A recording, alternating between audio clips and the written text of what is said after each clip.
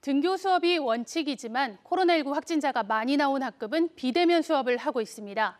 계속되는 원격 수업에 집중력이 떨어지고 피로를 호소하는 학생들도 많습니다. 김준희 작가님과 함께 살펴봅니다. 어서 오세요. 안녕하세요.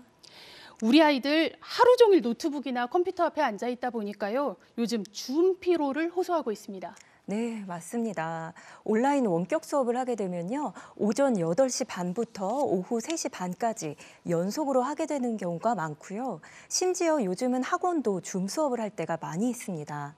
그래서 심할 때는 우리 아이들이 하루 종일 컴퓨터 앞에 앉아 있게 되는데요. 굉장히 피곤해요.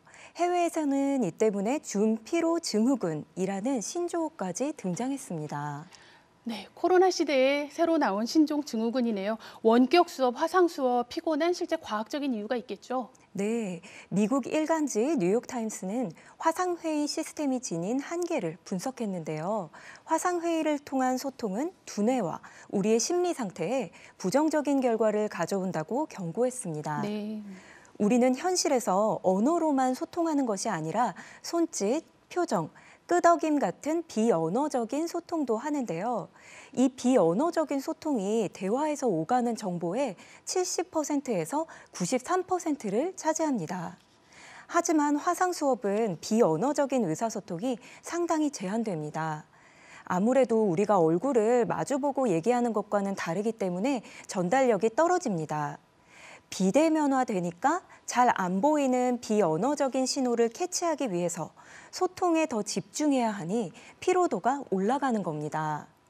또한 네트워크의 문제로 이미지가 깨지거나 정지하는 그런 상황도 종종 생기죠. 네. 그런데 우리의 뇌는 이런 것을 자신의 오류로 착각하고 자꾸 수정하려고 합니다. 그 결과 뇌에서 혼란과 과부하가 발생합니다. 이렇게 화상 수업 화면을 보면은요, 바둑판처럼 친구들의 얼굴이 보입니다. 온라인에서라도 만나니까 다행이긴 한데 조금 정신사납다 싶기도 해요. 네, 화면상에서 바둑판별로 모두가 자신만 쳐다보는 것처럼 느껴진다고 합니다. 한 화면에서 여러 사람과 동시에 눈 맞춤을 하는 것 그 자체가 뇌에 부담을 네, 주고요. 좀 스트레스죠. 네. 네, 또 카메라 때문에 감시를 받고 있다 이런 느낌을 받기도 하고요. 화상 수업의 특성상 자신의 얼굴을 계속 들여다보게 되는데요. 이것이 또 스트레스의 원인이 됩니다.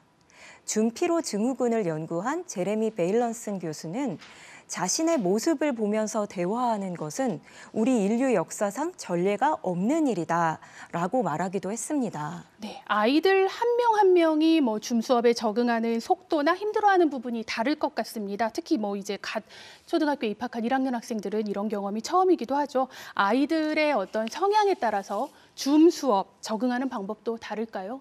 네, 외향적, 내향적 이 성향에 따라서도 어떻게 환경을 세팅해 두는 것이 이 줌 피로나 스트레스를 낮출 수 있는지에 대한 연구 결과들이 최근에 많이 보여지는데요. 네.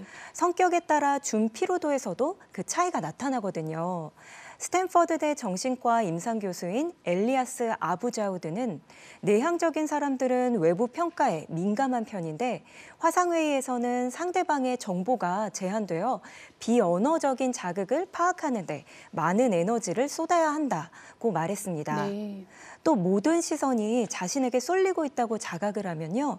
개인 공간이 침범당했다고 생각을 해서 이 화상회의 자체를 불편하게 느낄 수 있다고 합니다. 그래서 내향적인 아이의 경우는 화면에 나타나는 타인의 모습을 작게 축소하거나 음성으로만 회의에 참여하는 방법을 추천합니다. 그러면 외향적인 아이에게는 또 다른 방법이 있겠죠? 네, 월스트리트 저널에 따르면 외향적인 사람들이 내향적인 사람들보다 화상회의에 쉽게 흥미를 잃는 것으로 나타났습니다. 화면을 통해 감지할 수 있는 외부 자극은 표정과 손동작이 전부이다 보니까 이 외향적인 사람들의 호기심을 끌어내기에는 한계가 있다는 것이죠. 캐나다 토론토대 정신과 교수인 로저 맥인타이어 교수는 외향적인 아이일수록 더 큰 화면, 더 큰 오디오 등으로 시각적, 청각적인 자극을 극대화할 수 있는 장치를 이용하면 줌 수업에 대한 몰입도를 높일 수 있다고 조언합니다. 네, 우리가 이 코로나 상황이 끝나더라도 비대면 교육 줄어들지 않을 거라는 전망이 나오고 있습니다. 우리 아이의 성향을 잘 관찰하고 조금이라도 피로도를 낮출 수 있다면 예전과는 달라진 더 효과적인 온라인 수업을 할 수 있지 않을까 생각해 봅니다. 작가님 말씀 고맙습니다. 감사합니다.